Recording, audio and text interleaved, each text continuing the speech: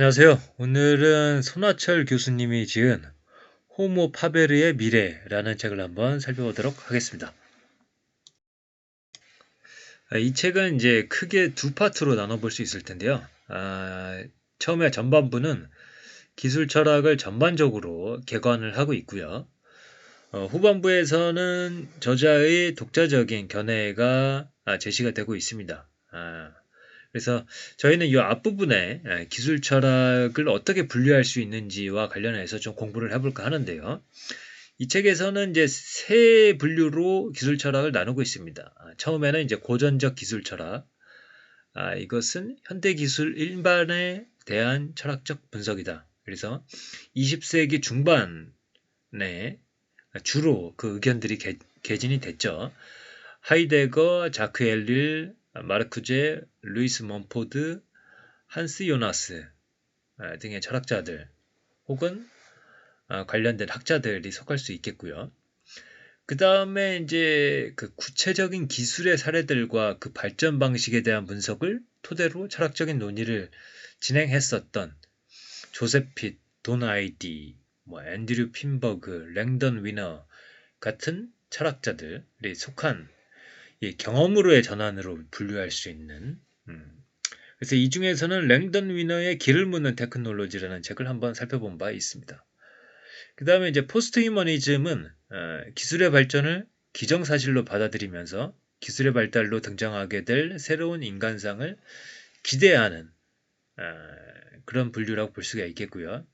다시 이 포스트 휴머니즘은 이 트랜스 휴머니즘, 이제 레이 커즈와일, 닉 보스트럼 같은 실리콘밸리의 담론을 이끌어가고 있는 사람들이 속한 트랜스휴머니즘, 그다음에 이제 비판적 포스트휴머니즘, 이것도 이제 어떤 역사적인 결은 다르지만은 결론적으로는 기술의 발전을 기정사실로 받아들이는 또 이 하나의 분류가 있습니다. 그래서 로자 브라이도티, 캐서린 헤일스 등이 속할 수가 있겠습니다.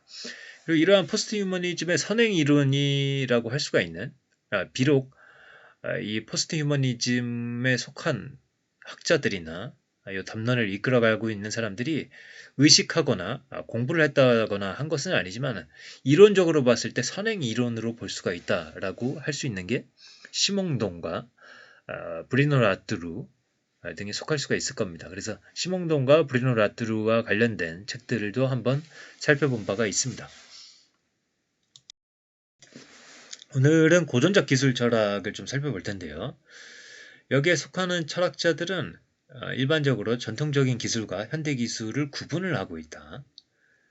그 다음에 기술에 대한 일반적인 이해를 시도하고 있고 어떤 개별적인 기술에 대한 구체적인 분석을 제시하지는 않는다. 그리고 인간과 기술의 관계에 있어서 현대 기술이 본래적 인간의 자리를 위협하고 있는 현실에 주목하고 있다. 이러한 공통점을 갖고 있습니다. 그래서 이제 하이데거서부터 살펴보겠습니다. 이 고전적 기술과 현대 기술을 구분하고 이 현대 기술의 본질을 닥달, 몰아세움으로 정의를 했다. 현대 기술은 우리 시대의 여군, 즉 존재가 스스로를 드러내는 방식이다. 존재는 시대마다 다른 방식으로 자신을 드러내 왔는데 우리 시대의 여군은 닥달의 방식으로 전개되고 있는 것이다. 이 여군은 그것이 드러내는 모든 사물과 함께 인간마저 부품으로 받아들여지게 하고 있다. 철학은 기술이 도구로서 충족해야 할 것 이상의 영향력을 가지고 있음을 보여주었고 존재가 스스로를 드러내는 통로가 된 현대기술이 인간의 임의적인 조정하에 있는 것이 아님을 명확히 하였다. 그래서 기술은 인간에게 완전히 종속된 것이 아니라 인간에게 새로운 무엇인가를 제시하고 인간의 목적을 이루면서도 새로운 계기들을 만들어낸다. 그래서 이제 중요한 것은 이제 그 고전적 기술 철학자들의 특성이라고 할 수 있는 고전적 기술과 현대 기술을 구분하는 것. 그다음에 후자의 본질을 이 현대 기술의 본질을 닥달로 정의를 했다. 그리고 인간마저 부품으로 받아들여지게 했다. 이런 특징을 갖고 있습니다. 그리고 자신의 사망 이후에 발표하기로 한 인터뷰에서 하이데거는 신만이 우리를 구원할 수 있으며 우리 시대의 여군인 현대기술 앞에서 우리는 잠잠히 존재의 드러냄을 준비해야 한다고 주장했다. 페겔러는 이를 다음과 같이 해석했다. 하이데거는 이제 신만이 우리를 구원할 수 있다고 하면서 기술사회를 극복하려는 구체적인 정치적 노력을 거부했다. 나아가 하이데거는 민주주의에 대한 모든 희망을 포기하는 일관된 입장을 견지했다. 그래서 하이데거의 그 기술 철학에 대해서 간단히 살펴봤고요. 뭐 오늘 살펴보는 내용이 이 뭐 완벽하게 이 하이데거나 뭐 기타 학자들의 기술 철학을 소개하고 있다 이렇게 보기보다는 각 기술 철학자들의 핵심적인 내용을 맛을 본다. 이 정도의 느낌으로 보시면 되겠습니다. 그 다음에 자크 엘릴, 현대 기술이 인간의 통제를 벗어나 자율적이 되었다. 역시 현대 기술을 구분하고 있죠. 그리고 인간의 통제를 벗어나서 자율적이 되었다. 인간과 기술 간의 관계도 다루고 있죠. 기술 사회에서는 효율성의 법칙이 절대화되었고 윤리적 결정으로 이를 거스를 수 없다. 기술의 자율성은 이후 고전적 철학자들의 수동적 비관적 태도를 가장 잘 드러내는 개념으로 수많은 비판자들의 표적이 되고 있는데, 비판자들은 기술의 자율성 개념을 기술 공포증에 걸린 사람들의 망발로 여길 뿐 아니라 고전적 기술 철학자들의 기술 사회에 대한 비관적 입장을 싸잡아 반대하는 근거로 사용한다. 그런데 이 랭던 위너는 이 현대 기술의 자율성이라는 엘릴의 주장이 기술이 자율성의 주체가 된다라는 주장이기보다는 인간의 자율성 상실을 다른 말로 표현한 것이라고 설명한 바 있다. 이 효율성의 법칙은 기술 자율성을 추동하는 원칙이다. 효율성은 기술과 관련한 모든 결정을 내리는데 기준으로 작용한다. 이러한 이론적인 효율성에 일단 빠지게 되면 비판적 시각과 반대를 통해 변증법적 모순을 일으킬 수 있는 능력은 소멸된다. 그러니까 이론적이다. 여기에는 이 변증법적 모순을 통해서 새로움을 창출할 수 있는 그런 가능성이 닫히게 된다. 엘률의 통찰이 탁월하다. 하지만 나는 현실을 있는 그대로 보여주고 있을 따름이라는 그의 설명에 뭔가 부족함을 느끼게 된다. 이 대안이 없다라는 거죠. 그래서 대안을 제시하지 않은 것은 사실이다. 그가 대안이 없다고 주장한 것이 대안의 가능성을 부인한 것은 아니다. 그래서 이 변증법적 모순을 통해서 새로움을 창출할 수가 있기 때문에 기존의 기술에 대한 이론론적 해석에 대해서 반기를 드는 것만으로도 그 자체가 새로움을 창출할 수 있는 길을 열 수 있다는 점에서 그 자체로 대안이었다라고 해석할 수가 있고, 그래서 기술 비관론이라는 비판은 부당하다라고 볼 수가 있겠습니다. 모순이 파악되고 나면 변증법은 역사적인 변화를 일으키는 역동성, 변화를 일으키는 힘을 발휘할 수 있다. 그래서 이제 자크 엘릴과 관련해서는 기술이 자율적이 되었다라는 것을 기억하시면 되겠습니다. 그 다음에 한스 요나스, 현대의 기술은 미리 주어진 목적에 따라 수단이 작용되는 것이 아니라 목적이 사라진 상태에서 개발되고 급속히 전파되는 특징을 가진다. 수단이 새로운 목적을 부여하거나 강요한다. 그래서 현대기술에서 진보는 기술의 운명이 된다. 원자력 발전소 건립을 하고 나서 풍부한 전기 공급이 가능해졌기 때문에 전기 사용을 진작시키려 노력했고, 그러니까 수단이 목적을 부여하는 거죠. 가용한 기술이 목적을 만들기 때문에 과학기술은 처음 개발의 목적이 달성되어도 멈추지 않고 지속적으로 발전하게 된다. 엘릴이 말한 기술의 자율적 발전의 현상이 일어나는 것이다. 기술의 목적과 수단이 변증법적 관계를 이루며 계속 발전해가고, 이러한 발전에 발을 맞추어 시장이 작동하게 되면 어느 순간 기술의 발전은 더 이상 선택사항이 아닌 필수사항으로 인식되게 된다. 그래서 역시 한스 요나스도 현대의 기술을 구분하고 이 기술이 인간에게 새로운 목적을 부여하는 것을 이야기를 하고 있습니다. 그 다음에 인간이 자연을 보호할 만큼 큰 위력을 가지게 되고 그 위력을 담보한 기술의 발전이 운명처럼 받아들여지는 시대에 요구되는 것이 책임의 윤리이다.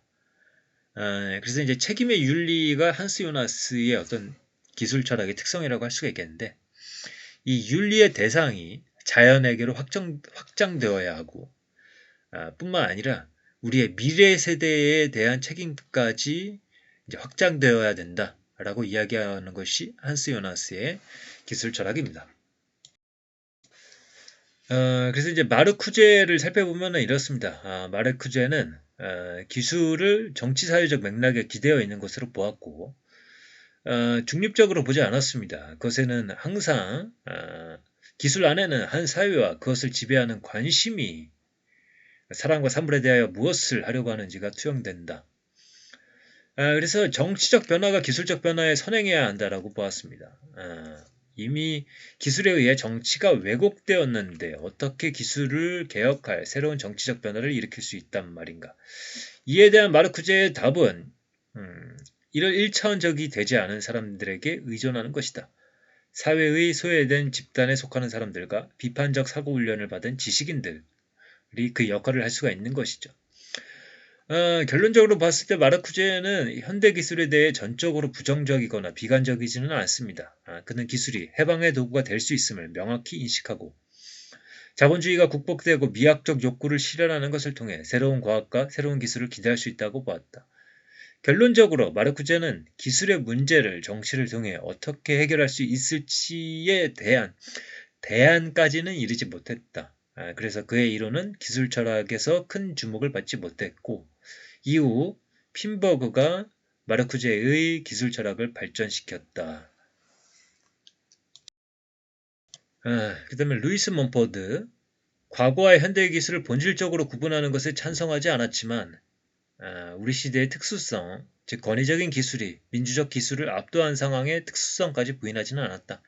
그래서 이제 고전적 기술 철학으로 이제 묶을 수 있는 어떤 특성을 갖고 있는 거죠. 이 사람의 특징은 이 민주적 기술과 권위적 기술로 이제 나눠서 보고 있거든요. 그래서 이제 과거에도 민주적 기술과 권위적 기술이 존재를 했었는데 다만 현대에 이르러서 권위적 기술이 압도하고 있다. 이렇게 해석을 하고 있습니다. 민주적 기술은 뭐 농사, 목수의 기술, 현대로 치면 태양열 발전 시스템 같은 것들 이런 것들이고 이제 소규모 사회에서 이제 발현될 수가 있는 거죠. 소규모 사회에서 발현될 수가 있고 이런 사회에서는 인간의 자율성도 확보가 될 수 있다라고 이야기를 하고 있습니다. 권위적 기술은 과거의 피라미드, 현대로 치면 원자력 발전 같은 것을 들 수가 있고 과거의 피라미드를 건설하기 위해서는 대규모 노동력을 제어할 수 있는 시스템이 필요했고 이 시스템들적으로 움직이는 권위적 기술이 작동할 때 개인의 선호나 상황은 전혀 무시되는 상황으로 되고 사람이 이제 시스템의 부속으로 변하게 되는 거죠. 그래서 이제 민주적 기술은 자율적인 인간을 전제로 하고 인간의 기술 시스템의 요구와 선택을 따르는 것이 아니라 기술을 선택하고 판단할 수 있어야 된다. 그래서 기술 문명에 의해 받게 되는 속박을 조금이라도 줄여보는 것이 바로 자유를 회복하는 첫걸음이 된다. 이렇게 할 수 있도록 하는 것이 민주적 기술이다.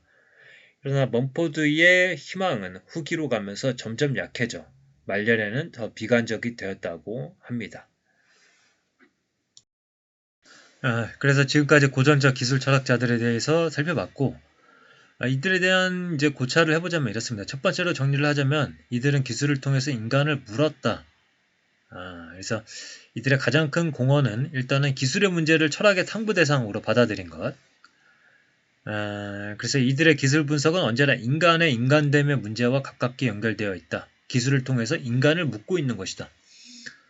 이들이 전반적으로 기술 사회에 대해 내리는 부정적인 평가는 역설적으로 치열한 고민과 비판, 대안의 모색을 촉구한다.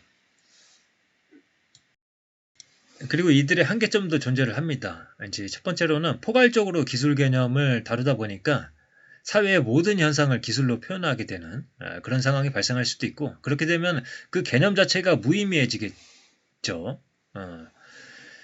그리고 현대 기술을 지칭할 때 핵폭탄이나 화학비료 같은 구체적인 기술을 염두에 두고 논의를 진행한 경우가 많았을 텐데 이 기술들을 직접 거론하지 않았기 때문에 경우에 따라서 서로 다른 기술을 염두에 두고 논의를 펼쳐갈 수 있게 되고 그렇게 되면 일관적이고 깊이 있는 사유에 이르지 못할 위험에 처하게 된다. 이것이 공학자들과 철학자들의 대화가 쉽지 않은 이유 중 하나인 것이죠. 그리고 대안이 부족하다. 고전적 기술 철학의 기술과 기술 사회에 대한 분석은 면밀하고 날카로우며 설득력이 있다. 그러나 그 설득력이 기술 사회 전반에 대한 분석에서 그러하다는 것이지 막상 기술 개발들이 야기하는 구체적인 문제에 대한 해결책을 구하고자 할 때는 별로 도움이 되지 않는다. 이렇게 정리를 할 수가 있겠고요. 이들에 대해서 비판하고 이들을 극복하기를 시도하는 철학자들에 대해서 다음 시간에 한번 살펴보도록 하겠습니다.